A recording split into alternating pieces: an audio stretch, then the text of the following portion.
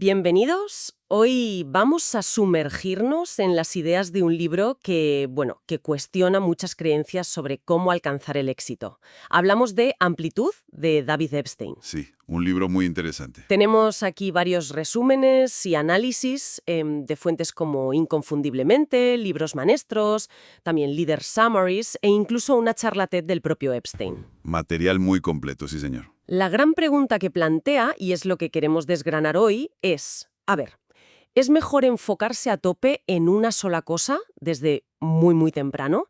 ¿O es preferible explorar caminos diversos, probar un poco de todo? Claro, el eterno debate. ¿Especialista o generalista? Exacto.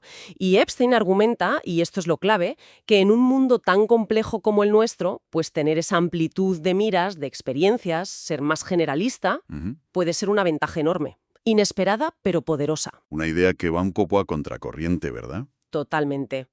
Para meternos ya en harina, pensemos en dos iconos del deporte. Polos opuestos casi. A ver. Por un lado, Tiger Woods. Cogió un palo de golf, casi antes de andar. A los 10 meses. 10 meses, increíble. A los 2 años salía en la pele y enseguida a ganar torneos infantiles. Vamos, el ejemplo perfecto de especialización temprana machacona. Sí, el niño prodigio por excelencia en ese sentido. Metido a fondo desde el minuto 1. Y luego, en la otra esquina, Roger Federer. Ajá. Que de niño y adolescente probó, de todo. Squash, esquí, lucha libre, natación, skate, baloncesto, balonmano, ping-pong, badminton, fútbol. Madre mía, no paró. Una lista larguísima. Casi nada. Y no se centró en el tenis hasta bien entrada la adolescencia. O sea, mucho después que otros que ya llevaban años con entrenadores, nutricionistas. Claro. Cuando otros ya eran casi profesionales, él estaba, digamos, probando cosas. Y sin embargo... Número 1 mundial. Y se mantuvo en la élite a una edad, a la que muchos ya están retirados o pensando en ello. Sí, una carrera larguísima y al máximo nivel. Pues estas dos historias, tan distintas, son el punto de partida perfecto para lo que vamos a hablar. Sin duda. Marcan muy bien las dos vías. Es que es innegable, ¿no? El caso de Tiger parece confirmar esa idea: empieza pronto, machaca miles de horas y triunfarás. Claro. Es la narrativa que hemos oído muchas veces, las 10.000 horas y todo eso. Y no es el único ejemplo, ojo. Pensemos en Susan Polgar, la ajedrecista. Ah, sí, el caso de las hermanas Polgar es famoso. Su padre, Laszlo, decidió que su hija, sus hijas, serían genios del ajedrez. Desde los 4 años, en el caso de Susan. Entrenamiento intensivo, memorizar miles de partidas. Una apuesta muy fuerte y muy dirigida. Y funcionó, ¿eh? Gran maestra a los 21, campeona del mundo a los 26. Son historias muy potentes. Sí, lo son.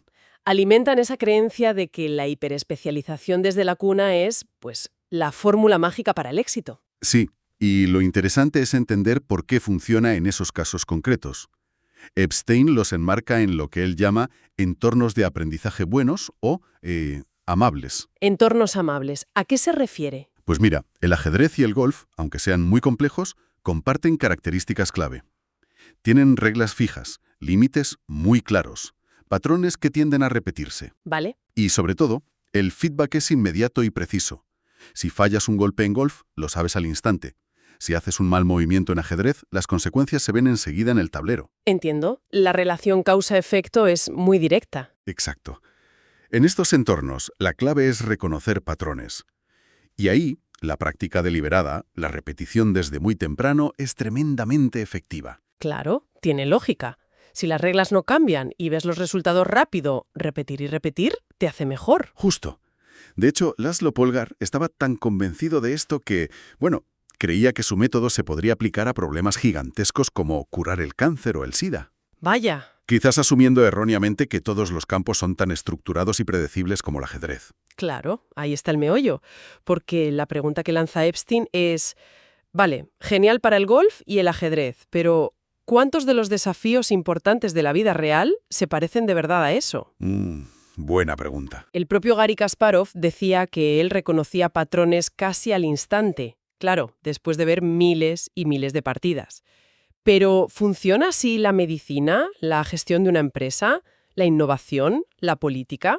Ahí es donde Epstein pone el dedo en la llaga. Él argumenta que fuera de esos entornos amables, la hiperespecialización puede convertirse en una desventaja. ¿Una desventaja? ¿Por qué? Pues porque puede limitar nuestra capacidad de improvisar, de pensar de forma diferente, ¿no?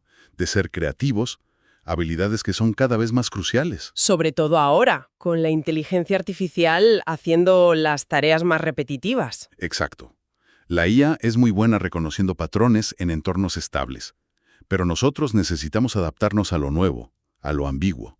Y ahí, la hiperespecialización puede llevar a lo que Epstein llama pensamiento estrecho. Visión de túnel, digamos. Sí, una visión de túnel que te impide ver soluciones o enfoques alternativos cuando el problema es nuevo o las reglas no están claras. Y la vida real, seamos sinceros, está llena de eso. Rara vez te presenta el mismo problema exacto una y otra vez. Volvamos a Federer, entonces. Mm, Su caso es fascinante visto así. sí que lo es. Él mismo dice que parte de su éxito en el tenis, esa coordinación ojo-mano brutal que tenía, su capacidad atlética general, viene de toda esa variedad de deportes que practicó de joven. Ujú. No tuvo el inicio fulgurante de Tiger, pero parece que ese camino más diverso le dio otras herramientas. Precisamente. Es la ilustración perfecta del argumento central de Epstein. Los generalistas, los que prueban cosas distintas, los que quizás tardan más en encontrar su sitio, Sí, a menudo acaban teniendo un impacto más significativo y sobre todo más creativo. Suelen ser personas, según las investigaciones que cita Epstein, más curiosas por naturaleza. inquietas, ¿no? Eso es. Intelectualmente inquietas, más críticas, colaboran mejor en equipo y, ojo, construyen redes de contactos mucho más variadas. Interesante. No se trata entonces de decir que la especialización es mala. No, no, para nada. La especialización tiene su lugar, obviamente.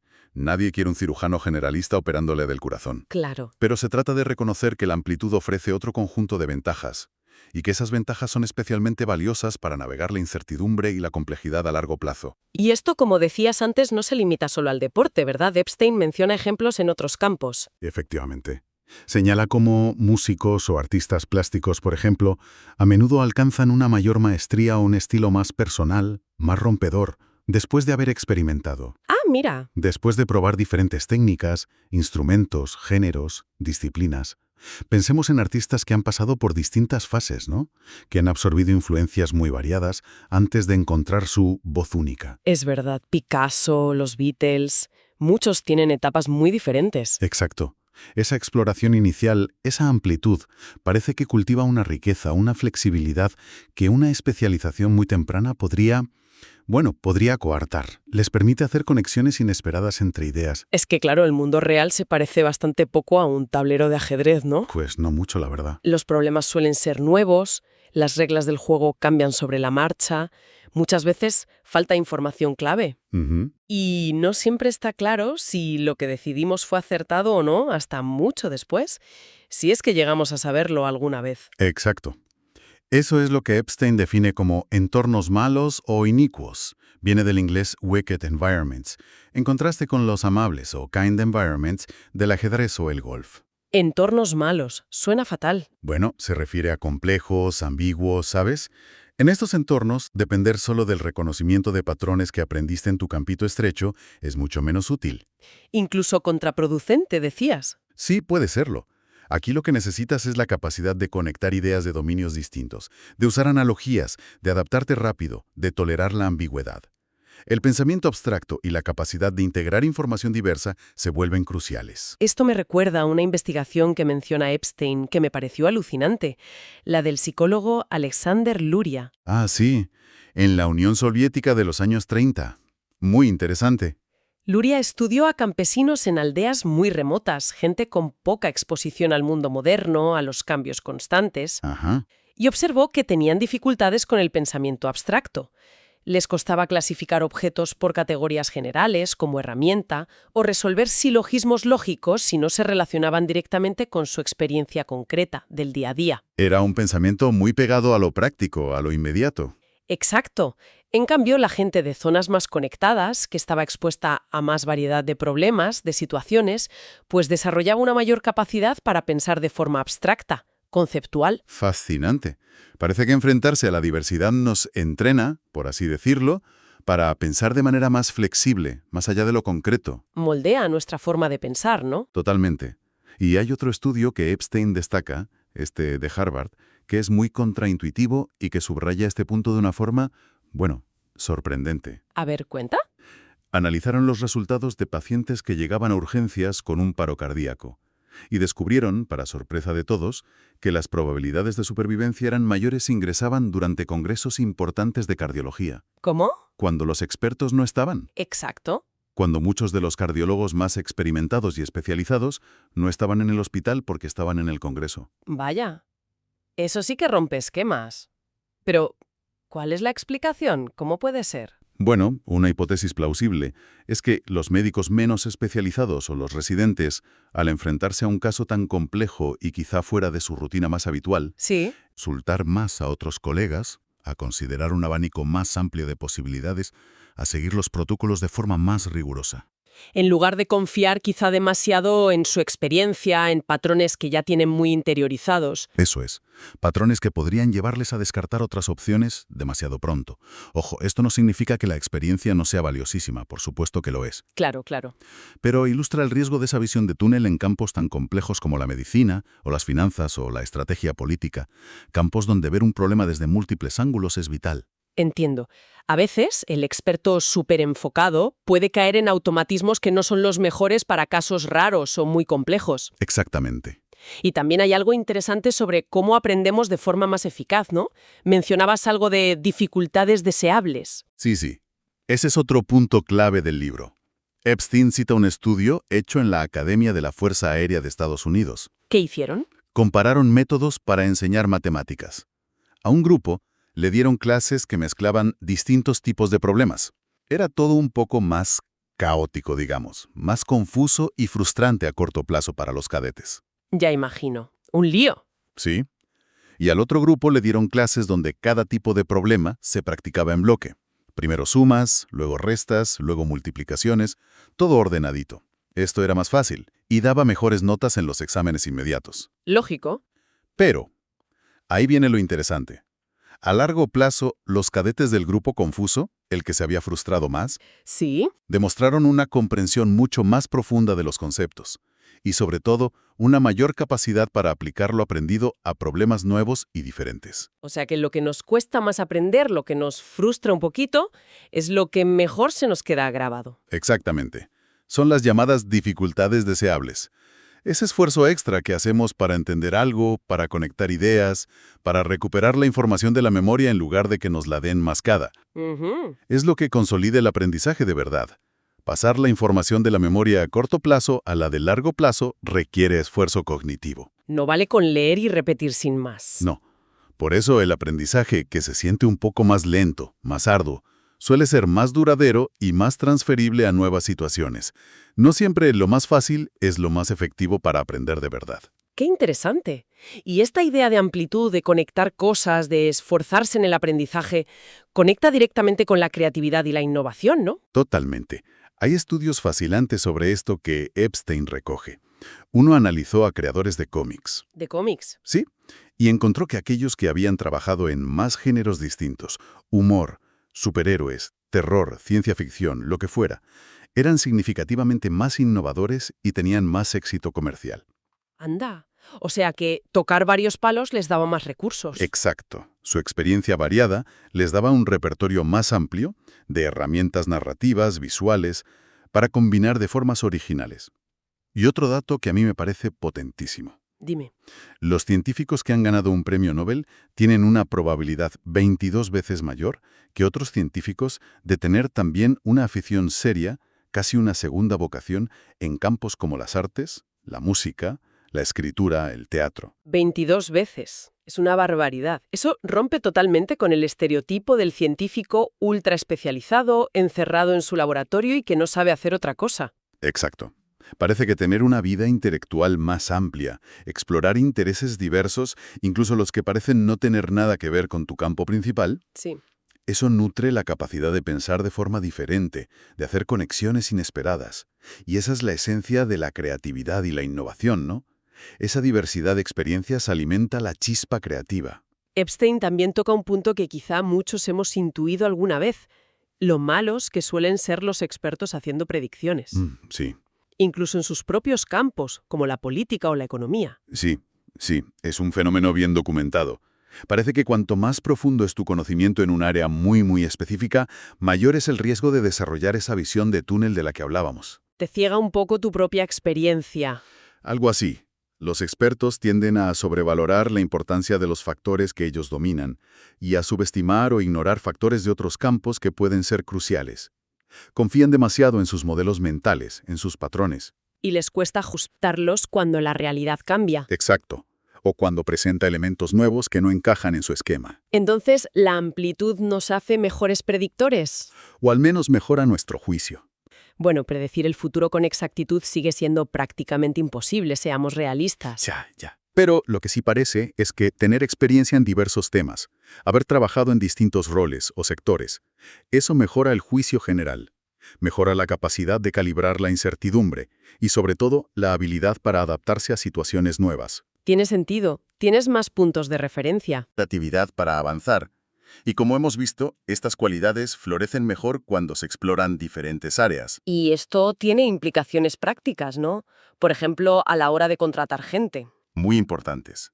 Quizá deberíamos valorar más la amplitud de un candidato, su historial de aprendizaje en diferentes contextos, su capacidad para conectar ideas diversas. Y no fijarnos únicamente en los años de experiencia hiperespecializada en una tarea muy concreta. Exacto.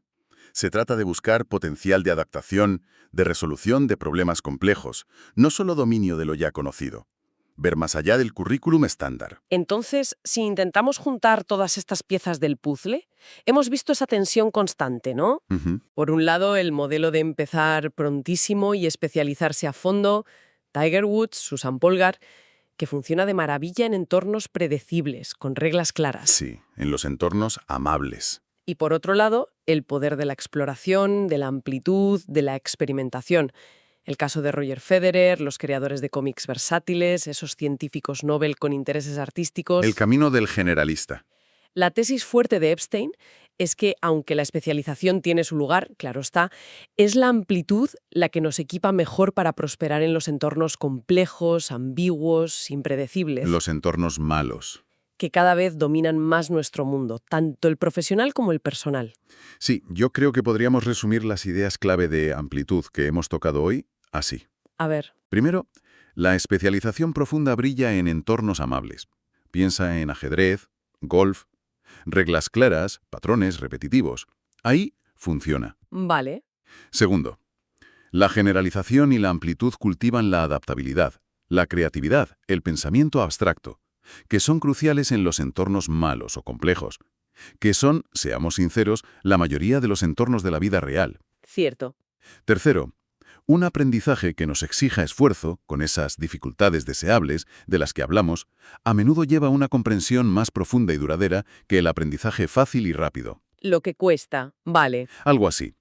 Y cuarto, las experiencias diversas son un motor para resolver problemas complejos y para la innovación, porque nos permiten conectar ideas de campos que a primera vista no tienen nada que ver. Fantástico resumen. Y todas estas ideas, recordamos, surgen del análisis de David Epstein en su libro Amplitud, apoyado en los materiales que hemos revisado hoy de fuentes como Inconfundiblemente, Libros Maestros, Leader Summarizes y la charla TED.